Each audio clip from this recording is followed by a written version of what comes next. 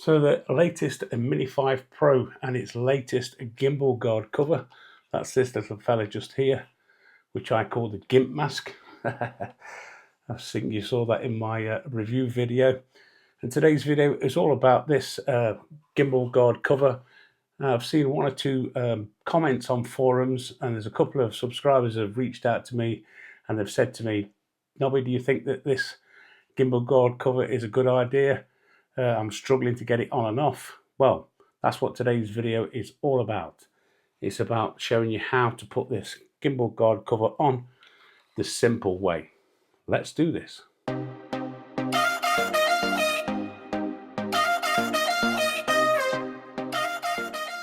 So hello and welcome once again to the channel on this very fine day here in the UK. Usual weather, it's absolutely caning down. We've had Storm Amy coming across yesterday and today, and it's blowing a gale.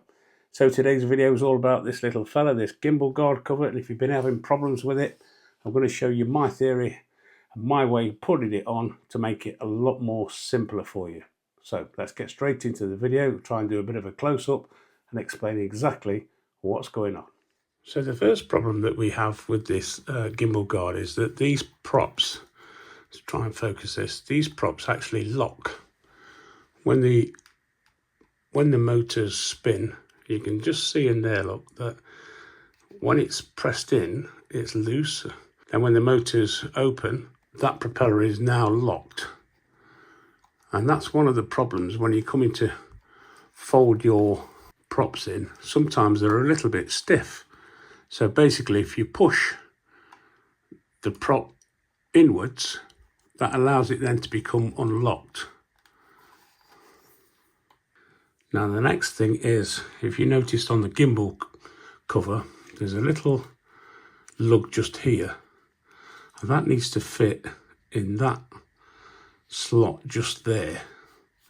So the best way I find is if you put the drone upside down and you get the gimbal cover, you need to make sure that this strap just here isn't catching, and then all you need to do then is put the gimbal cover on and make sure that that slots into there, and it's as simple as that.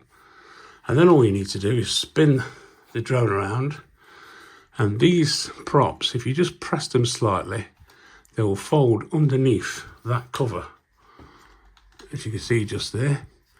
And then if you turn it around, all you need to do then is you need to make sure that these are somewhere in the center, these props, and then pull this and make sure that it's clipped in to both sides, just there and there, and make sure that the props aren't caught, as you can see just there. Make sure that the props aren't caught underneath this cover, and it's as simple as that. So there we go. The answer is in in the props, basically. Keeping them out of the way and making sure that they're not locked, like I showed you in that little close-up clip. That bit just there needs to be pushed in to allow these to rotate around. As you can see, when it's pulled out, as I said in the video, when the motors spin, they will fly out and they will lock into place. So there we go, short sweet video today, just to give you a bit of a heads up on the gimbal cover. And if you found any use out of the video, as always, don't forget, give us the old thumbs up. And if you're new around here, why don't you consider subscribing, dinging the dong, and all the rest of it that goes with it. I'm sure you know me by now.